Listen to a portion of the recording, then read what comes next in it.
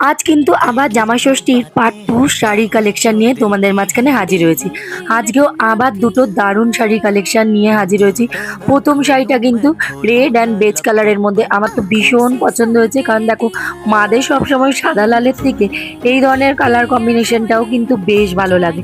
এটা তোমরা চাইলে নিজেদের জন্যও নিতে পারো, যে কোনো পুজো পার্বণ বাড়িতেও খুবই ভালো লাগবে। আর শাশুড়ি মাকে বা নিজের মাকে জামা ষষ্ঠীটা দেওয়ার জন্য ভীষণ আদর্শ কিন্তু শাড়ির কালার কন্ট্রাস্টটা। আর কোয়ালিটিটাও বলি খুবই ভালো, আর পুরো শাড়িটায় কাজ করা।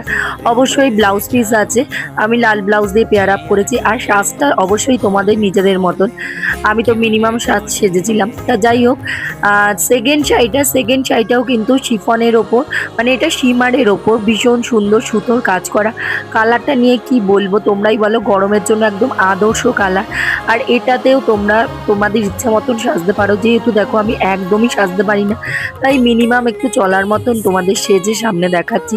আমার তো খুব পছন্দ হয়েছে, তোমরা নিজেদের জন্য নিতে পারো বা তোমাদের মারাও কিন্তু মেয়েদের গিফট করতে পারে অনায়াসে। তো এই দুটোর মধ্যে তোমাদের যদি পছন্দ হয় অবশ্যই কিন্তু কমেন্ট বক্সে লিঙ্কটা আছে।